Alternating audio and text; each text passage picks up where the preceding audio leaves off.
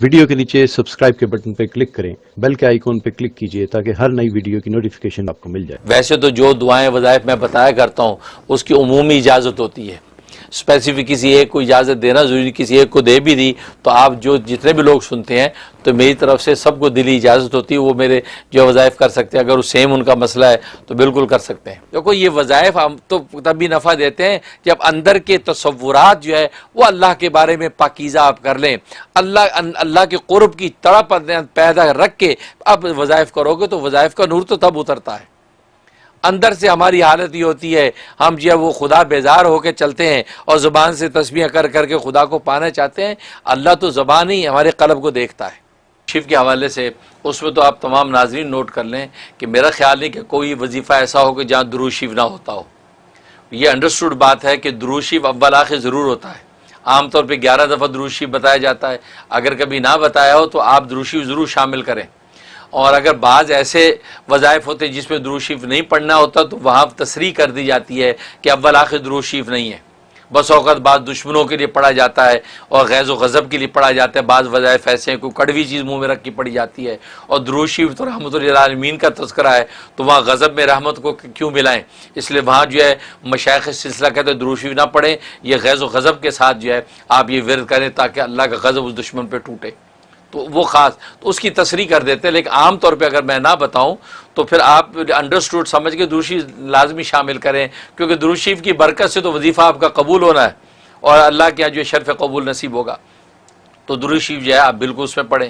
الحمدللہ وحدہ والصلاۃ والسلام علی من لا نبی بعدہ، اما بعد۔ آج ہم بات کریں گے اللہ تبارک و تعالیٰ کے اسماء حسنہ میں سے 43ویں نمبر پر، 43rd جی، اور وہ الکریم۔ الکریم۔ الکریم، الکریم کو معنی بہت کرم کرنے والا جی، اور یہ جو ہے اس کے عدد جو ہے 270 ہیں، یعنی عدد کبیر 270 اس کی عدد ہیں، اور یہ نام جو ہے اس کی جو ہے مفرد عدد جو ہے وہ 9 ہے، 9۔ جب بھی اس کا ورد وظیفہ کیا جائے تو ہر 9 دن کے بعد ہو سکتا ہے کہ اللہ تبارک و تعالی اس نام کا اجلال عطا فرما دیں۔ اور قرآن کریم میں یہ نام 3 مرتبہ مختلف جگہ پر دہرایا گیا ہے۔ اور کریم ایک ایسا نام ہے کہ کریم، امام غزالی رحمۃ اللہ علیہ فرماتے ہیں کہ یہ صرف اللہ ہی کی ذات کے ساتھ سجتا ہے۔ اصل میں کریم اللہ ہی کو کہا جا سکتا ہے، ہاں درجہ بدرجہ اللہ کی غیر پر بھی کریم کا اطلاق ہوتا ہے، لیکن حقیقی معنی میں کریم کا مصداق صرف اللہ کی ذات ہے، کیونکہ کریم اس ذات کو کہتے ہیں کہ جو ذات جو بغیر مانگے، بغیر استحقاق کے اور اس انسان کے گمان سے زیادہ عطا کرے، اور پھر عطا کرنے کے بعد خود ہی اس کی تعریف اور توصیف بھی کرے۔ سبحان اللہ۔ ہاں، ایک بندہ اللہ کے راستے میں خوب خرچ کرنے والا ہے تو اللہ اس کی تعریف بھی کرتے ہیں کہ دیکھو اللہ کے راستے میں کتنا خرچ کر رہا ہے، حالانکہ دیا خود ہی ہے۔ تو یہ ہے، تو اس کو کہتے ہیں کریم۔ لہٰذا کریم کو اردو کے اندر اصل میں کوئی معنی کیا نہیں جا سکتا، عام طور پہ سخی اس کا معنی کر دیا جاتا ہے، لیکن یہ وہ سخی جو معنی ہے وہ پورے اس معنی پہ حاوی نہیں ہے، کیونکہ اس میں اس قدر صفات اللہ کی آ جاتی ہیں کہ جو بغیر مانگے، بغیر استحقاق کے عطا کرتا ہے اور انسان کے گمان سے بھی زیادہ دیتا ہے۔ اور جیسے میں نے بتایا کہ دے کے پھر خود ہی تعریف کرتا ہے۔ چنانچہ حضرت جنید بغدادی رحمۃ اللہ علیہ فرماتے ہیں، انہوں نے ایک جگہ گزر رہے تھے تو ایک شخص تلاوت کر رہا تھا، تو تلاوت کرنے والے نے کہا کہ انا وجدناہ صابرا۔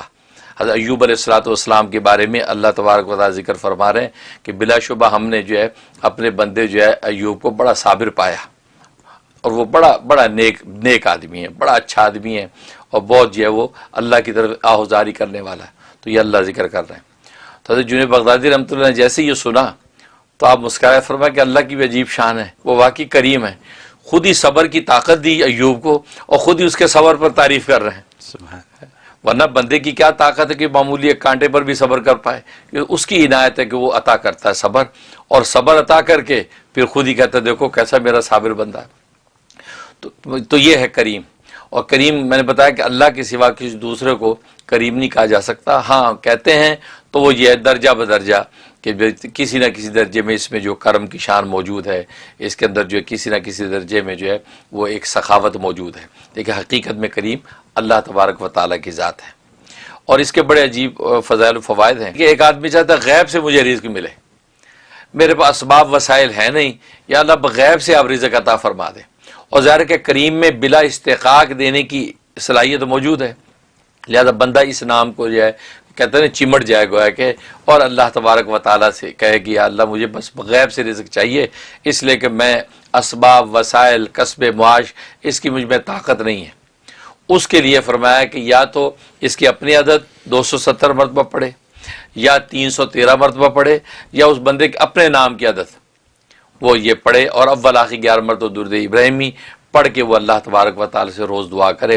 نماز فجر کے بعد پڑھے تو بیسٹ ہے، ورنہ عصر کے بعد پڑھ لے، تو یہ ہے۔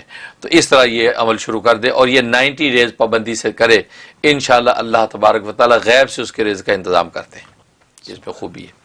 دنیا کے مسائل ہیں، ہم لوگوں کے مسائل ہیں یہ، اور لوگوں کو گھر بیٹھے اپنے لیونگ روم میں، اپنے بیڈ روم میں، ٹی وی کے اوپر، فون کے اوپر یہ مسائل کا حل یوں مل جاتا ہے، اور ماشاءاللہ اللہ آپ کو کیا کہہ سکتا ہوں، زندگی دے اور صحت دے اور تندرستی دے اور ایسے ہی رکھے ہمیشہ۔ آمین۔